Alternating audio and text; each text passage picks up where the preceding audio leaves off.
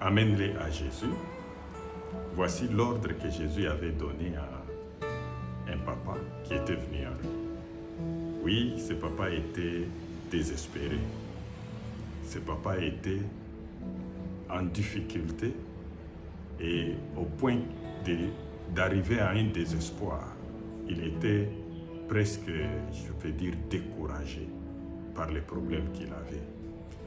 Et donc à toi aussi, si tu te retrouves dans une situation où tu es déjà désespéré, tu as déjà cherché des solutions et tu n'as pas trouvé, tu es dans une difficulté, ça peut être un problème spirituel, tu es en train de chercher l'essence à ta vie, l'essence à ta vie, qu'est-ce que tu deviendras après cette vie?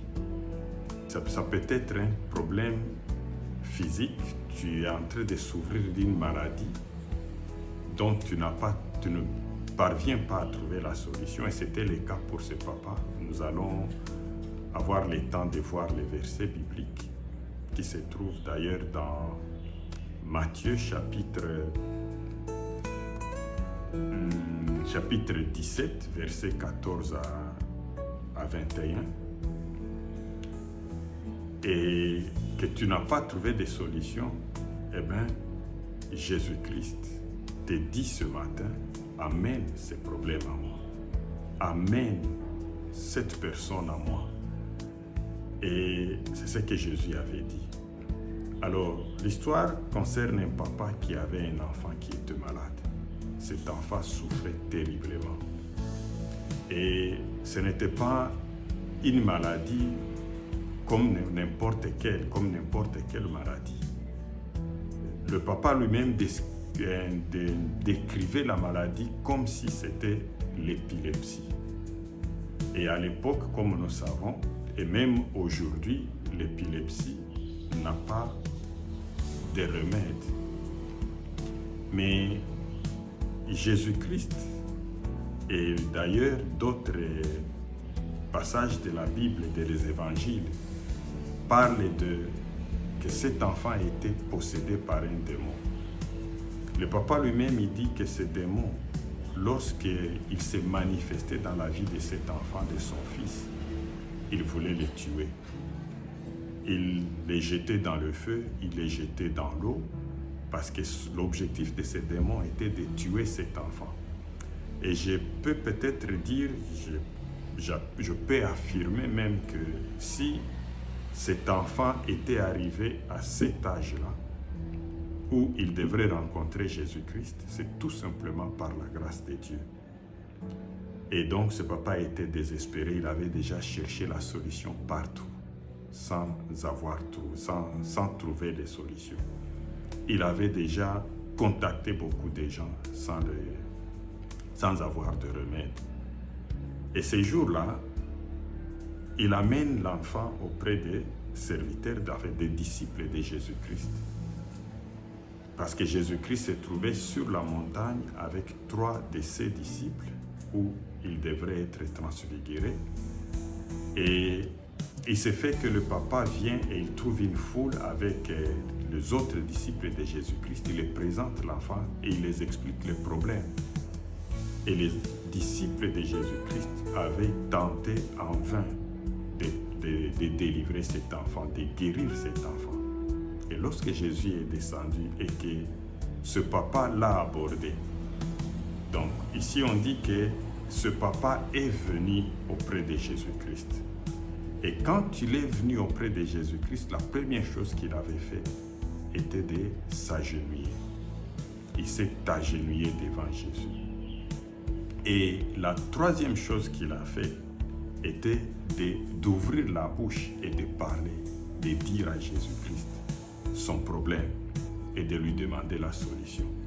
Donc nous voyons 4 choses particulières que nous allons parler rapidement et qui constituent vraiment l'essence, donc le fond de ce message. C'est que lorsque nous avons un problème, nous devons venir à Jésus-Christ. Il faut venir à Jésus-Christ. Beaucoup de gens ne parviennent pas à décider d'aller vers Jésus-Christ. parce que peut-être ils le méprisent, parce que peut-être ils ne le connaissent pas, parce que peut-être qu'ils s'opposent à lui. Mais nous devons nous décider. Lorsque nous avons cherché partout, et peut-être nous n'avons même pas à attendre, donc à chercher partout avant de venir à Jésus-Christ, parce qu'il détient la clé de la solution. Et cet homme est venu à Jésus-Christ. Il s'était humilié, il s'était dépouillé, il s'est mis à genoux devant lui et il l'a appelé maître pour dire Seigneur, pour dire oui Seigneur. Il s'est agenouillé. Et la plus grande chose encore, plus importante ce monsieur avait fait, c'est qu'il a demandé à Jésus, il a prié, demandé à Jésus de venir au secours de son enfant. Et c'est ce que Dieu attend de toi, qui se trouve dans une situation difficile aujourd'hui. Je disais que ça peut être la maladie, ça peut être un problème de péché, ça peut être que tu es en train de te poser la question sur l'essence de ta vie, tu ne sais pas, tu as peur de l'avenir, tu as peur du lendemain, tu as même peur de mourir parce que tu te demandes où est-ce que tu iras. Jésus-Christ a la solution à ton problème. Ici, j'ai vu que, et c'est ce que je partage aussi avec vous, c'est que seul Jésus-Christ peut, là où tout le monde a échoué. Là où les médecins t'ont déjà dit que ton cas est désespéré, qu'il n'y a pas de remède à ton problème de santé, Jésus-Christ peut. Il avait tout simplement commandé à ces démons de partir de cet enfant. Et moi, j'ai beaucoup aimé la phrase que Jésus avait utilisée, c'est que il a commandé à ces démons en lui disant « Sors et ne reviens plus jamais ». Et c'est ce que Jésus veut réaliser dans ta vie. Mais pour cela, il te faut la foi. Et il a eu à reprocher à ses disciples de n'avoir pas de foi. Il a eu à s'étonner devant ce papa qui lui disait « Si tu le peux, tu guéris mon enfant ». Et Jésus-Christ s'était étonné en lui disant « Si tu le peux, si je le peux ». Il veut aussi que tu aies la foi en lui. Quand tu lui demandes, tu lui présentes ton problème, que tu le présentes avec foi, parce qu'il est effectivement capable de faire tout ce que les autres ne peuvent pas faire. Il est capable de guérir, même lorsque le monde scientifique, la médecine dit que cette maladie est incurable. Et pour cet enfant dont on parlait, on croyait que c'était l'épilepsie, eh bien c'était un démon. Et il se peut que derrière ton problème, que tu penses être un problème physique, un problème psychique, un problème matériel, il y a un démon derrière. Seul Jésus-Christ peut non seulement le dénicher, mais aussi le chasser, te délivrer de l'emprise du diable.